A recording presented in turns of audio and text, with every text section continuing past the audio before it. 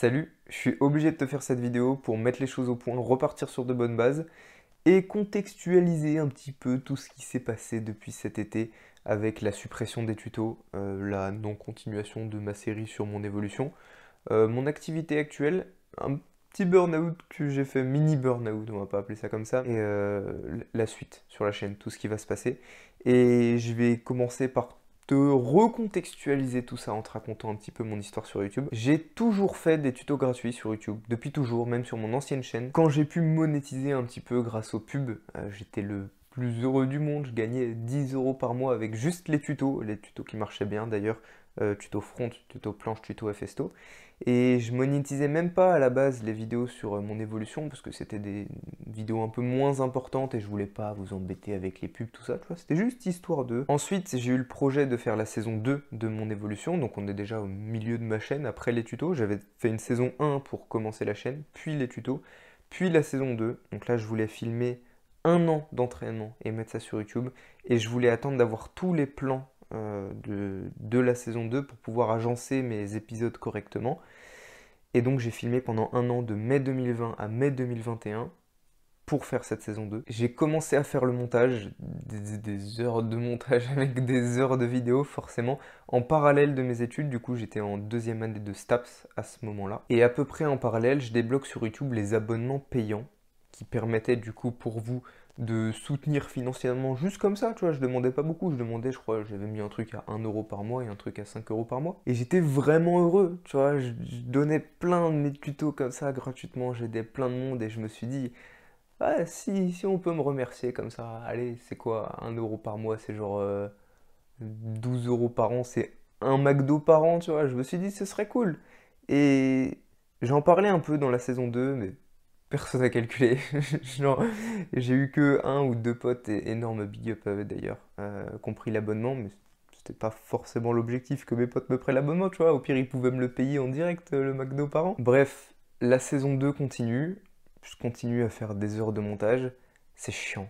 C'est toujours la même chose. C'est long. C'est des gigas de vidéos à transférer, à mettre sur le montage un par un, mettre la musique, c'est un enfer. Vraiment, les vidéos saison 2, c'est un enfer. Et cet été, donc en été 2022, je pète un câble. J'en peux plus de faire des heures de montage comme ça, gratuitement, d'envoyer les tutos gratuitement, et après de nombreuses discussions sur la vie avec l'IAD, je décide de mettre les tutos en non répertorié. Cette décision, c'est pas juste un pétage de câble comme ça, c'est une accumulation de prise de conscience. Quand je regardais les retours sur mes tutos, c'était 80% de demandes de conseils et la majorité sans politesse, et 20% de remerciements. Et toutes les demandes de conseils, je répondais, tu vois, je répondais sur Insta, et je m'étais déjà posé la question de est-ce que ce serait bien de faire payer les conseils, tu vois, c'est de l'expertise, c'est de l'expérience, j'aide les gens, ce serait bien de faire payer, mais il n'y a pas de solution à ça, tu peux pas faire payer un DM Insta, donc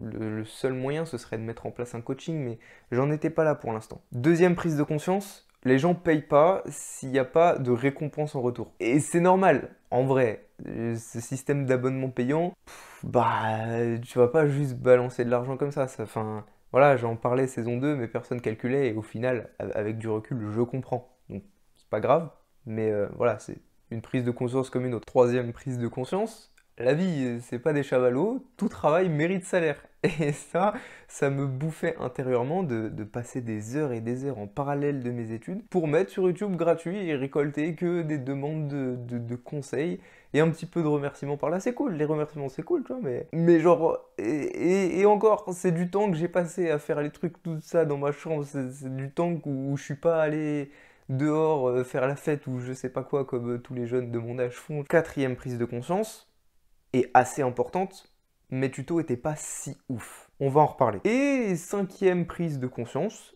assez égoïste, c'est mon travail. J'en fais ce que j'en veux. Si je veux enlever, j'enlève. Et du coup, j'avais décidé d'enlever. Et comme c'est mon travail, mes heures passées à mon bureau, j'avais envie d'enlever. Et l'accumulation de tout ça fait que j'ai enlevé. Et suite à ça, directement dans la journée ou dans les 2 jours qu'on suivit, j'ai su que c'était la meilleure décision de ma vie puisque j'ai eu des retours, mais il y a même un gars qui m'a insulté. On en rigolait avec l'IA. Je lui montrais les messages et tu te rends compte à quel point certains sont ingrats.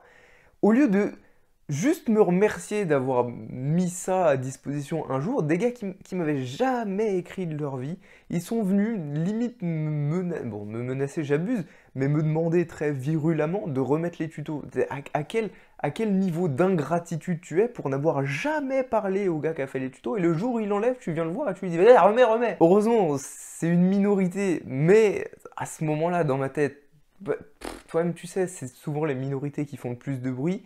Et la majorité qui ne disent rien, mais qui représente la majorité, tu la perçois pas forcément à ce moment-là, puisque tu reçois des retours un petit peu virulents. Tu dis ah ouais, c'est comme ça, et puis tu généralises. Bon, quand tu prends du recul, tu comprends que la majorité des gens, ils sont reconnaissants. Et sûrement toi qui regardes cette vidéo, tu as sûrement compris sur le moment, et tu es sûrement reconnaissant, et je t'en remercie.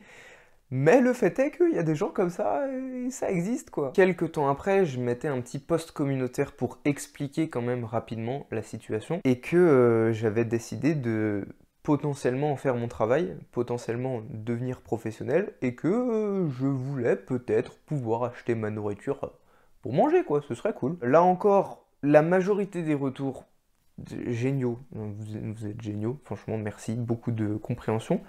Mais encore certains qui disaient ouais, mais tu fais ça que pour l'argent, t'es un connard, pourquoi t'enlèves Ces gens-là, ils avaient pris mes tutos pour acquis. Au moment où j'ai posté, au moment où j'ai rendu ça public sur YouTube, au moment où j'ai posté mon travail, tout ça, ils prennent ça pour acquis. Genre, ça y est, genre j'ai le tuto, ce tuto tu l'as mis, tu me le dois, et tu n'as pas le droit de l'enlever, et si tu l'enlèves, je vais t'insulter. Mais à quel moment? Pourquoi est-ce que tu peux pas juste être reconnaissant d'avoir... Je t'ai mis ça à disposition. Pourquoi est-ce que quand j'enlève, tu vois tout de suite le négatif? En juin, je valide ma L2 de STAPS, mention entraînement sportif, et du coup je peux demander ma carte professionnelle, donc ma carte d'éducateur sportif professionnel. Et je me dis, maintenant que c'est officiel, je suis... c'est pas vraiment un diplôme, c'est un diplôme intermédiaire, mais j'ai la carte pro, tu vois.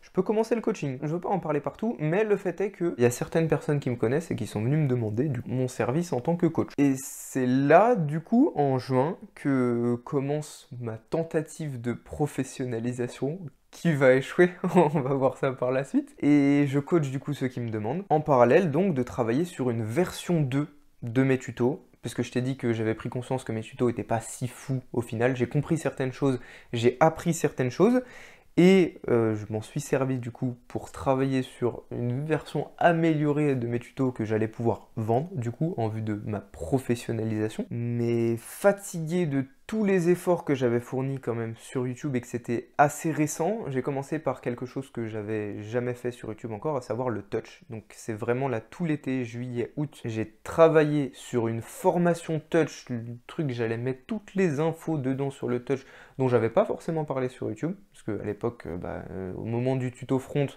j'avais pas encore le touch ou je le maîtrisais pas, donc j'en avais pas parlé, donc c'était nouveau. Donc c'était vraiment super intéressant pour moi, j'avais fait les préventes en privé, j'en avais parlé un tout petit peu par-ci par-là pour voir qui serait potentiellement intéressé. En parlant de formation et de vente privée, je t'invite à rejoindre ma newsletter. Bon, je l'ai absolument pas utilisé ces derniers temps, mais ça va devenir le seul endroit où tu vas pouvoir avoir accès aux préventes et aux offres de lancement, parce que j'ai décidé de plus faire d'offres publiques. Vraiment, ce sera réservé aux abonnés de la newsletter. Pour y accéder, c'est sur mon site, donc je te mets ça en bio et tu verras, il y a un petit truc newsletter. Et avec les élèves de la prévente, du coup, j'ai pu peaufiner ma formation Front Lever Touch. J'ai pu également discuter des prix et de la valeur de ma formation avec du coup les gars de la prévente. Et il en est sorti que j'avais énormément dévalorisé par bonté, puisque jusque-là j'avais tout fait gratuitement. Moi je me suis dit je vais quand même continuer sur cette lancée et je vais cette fois travailler pour de l'argent, mais peu.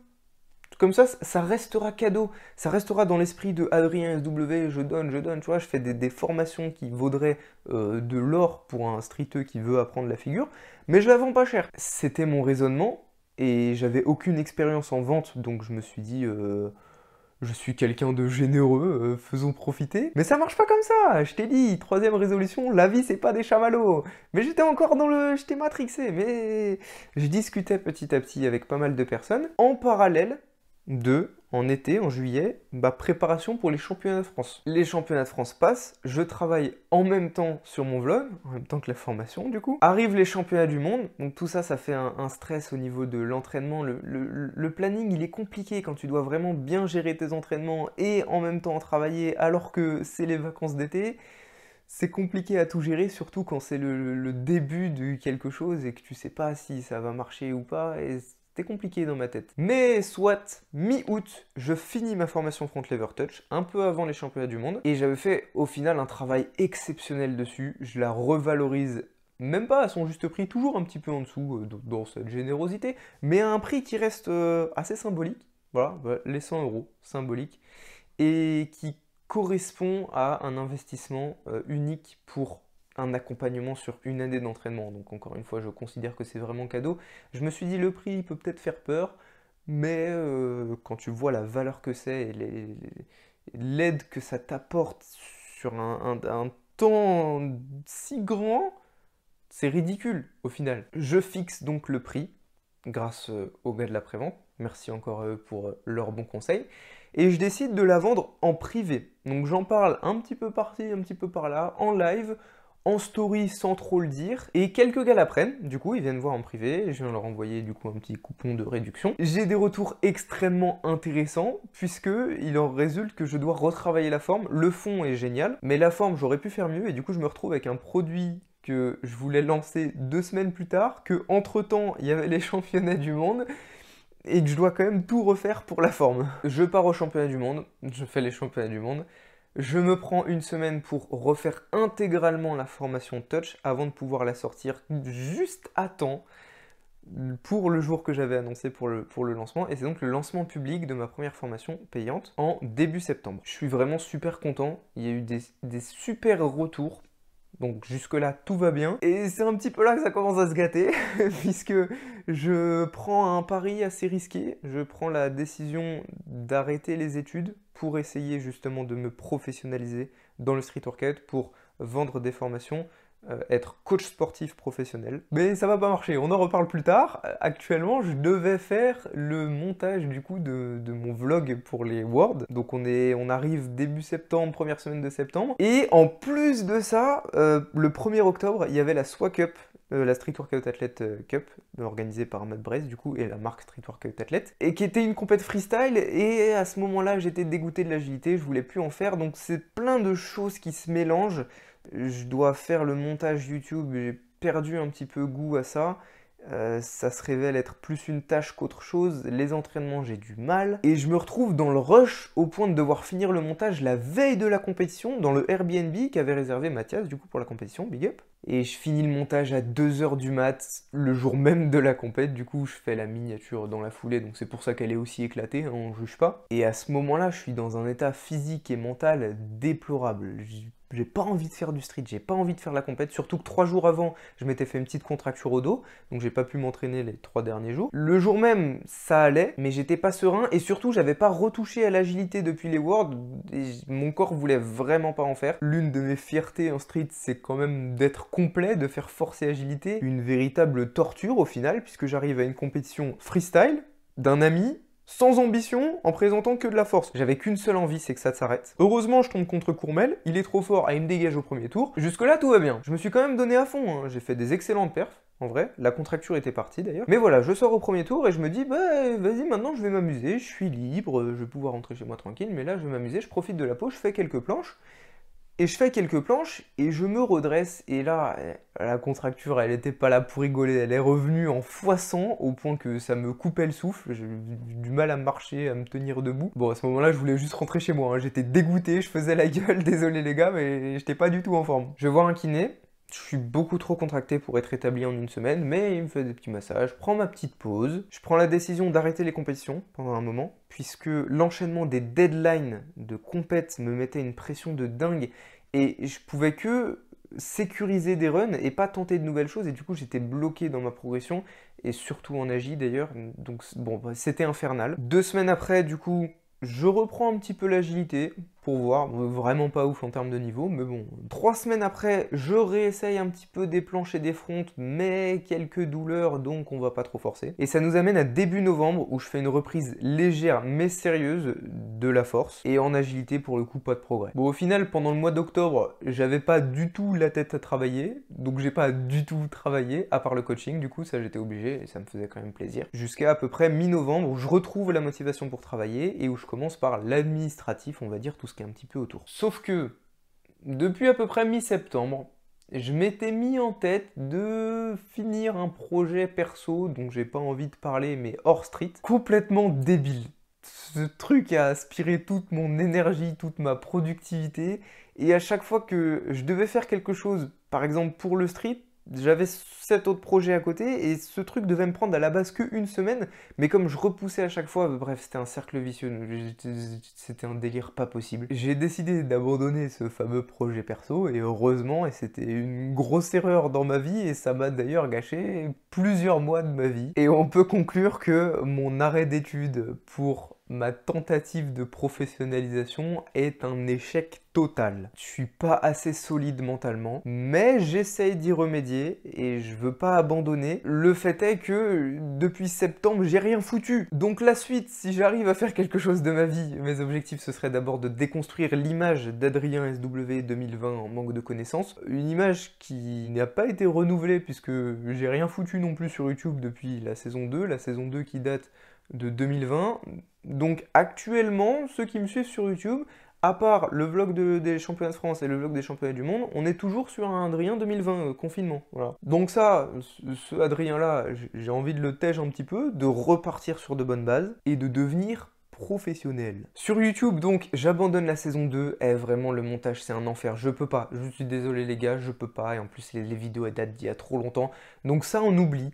À court terme, je pense faire un contenu un petit peu divertissant. Il y a le vlog du rassemblement au 104 qui devrait arriver bientôt. Un peu plus à long terme, je veux reprendre les vidéos à but éducatif, on va dire, qui serviraient de base pour mes formations payantes, du coup, et professionnelles. Et en parallèle de tout ça, je coach et je prépare les meilleures formations du street game. Vraiment, les tutos n'avaient rien à voir avec ce que je peux faire maintenant. Formation d'apprentissage des figures, à commencer par le front pull-up, et viendra très vite. J'ai vraiment envie de faire la maltaise, parce qu'il y a beaucoup trop de choses à dire sur la maltaise. Dites-moi, ce serait quoi la priorité, maltaise ou apprentissage de la planche? Il y aura également planche push-up, planche presse. Il y aura également apprentissage du front, et il y aura également one arm front. C'est tout pour les formations à court terme. J'ai vraiment envie de devenir professionnel. C'est ma passion, donc si je peux en vivre, ce serait génial. En tout cas, je vais tout faire pour. Et en tout cas, je suis heureux de vous avoir aidé gratuitement jusque-là, mais sachez que les informations dans les tutos étaient limitées ou erronées. Donc si jamais tu me suivais des tutos et que tu commences à stagner, c'est normal. Et sache que ce qui arrive, c'est du jamais vu. De toute façon, c'est simple, on reconnaît très vite ceux qui font ça juste pour l'argent. C'est des e-books écrits en 3 heures chrono aux toilettes, avec des promotions à tout va. Non mais sérieux, dans le monde marchand, les promotions c'est pour faire partir les invendus. Le Black Friday, les moins 50% de partout, c'est pour les fins de série, les trucs qui se vendent pas. Si tu vois un article, un e-book, une formation, ce que tu veux, en promotion, pose-toi vraiment la question de est-ce que ça valait le prix de départ pour que le gars qui le vend puisse faire autant de réduction dessus. Moi je vous le dis, il n'y aura pas de réduction. Déjà, le prix en soi est dévalorisé pour être rendu accessible. Si je le mettais au prix de sa vraie valeur, il n'y aurait personne qui l'achèterait, ce serait hors de prix. Et c'est même pas que je vais pas faire de promotion, c'est que le prix risque d'augmenter puisque la valeur du produit va augmenter au fil du temps. Avec tous les retours qu'il va y avoir, tous les gars qui vont débloquer le front touch là après avoir pris la formation touch, et surtout, là je suis en train d'ajouter, là très récemment sur le front touch, j'ai ajouté un nouveau module, le prix va augmenter les gars, donc voilà, je dis ça comme ça, je mets un prix à la valeur de la formation. La seule exception, ce sera uniquement pour les abonnés de la newsletter, où je ferai une petite offre de lancement à chaque nouvelle formation. Et c'est assez logique, puisque comme je t'expliquais, la formation prend de la valeur au fil du temps. Avec les retours que je reçois en discutant avec vous, je suis amené à rajouter certains modules, certaines informations complémentaires, et du coup ça augmente la valeur de la formation. Mais au début, quand il n'y a personne, du coup c'est assez logique que je fasse cette petite offre réservé à la newsletter. C'est tout pour cette mise au point. Le Adrien 2020, il a disparu. Je pense que tu vois très vite le contraste. T'inquiète pas, il y aura des vidéos éducatives sur ma chaîne encore. Laisse-moi juste le temps de travailler, je sais que je t'ai demandé ça toute ma vie, je t'ai demandé du temps, laissez-moi le temps, soyez patient. À bientôt!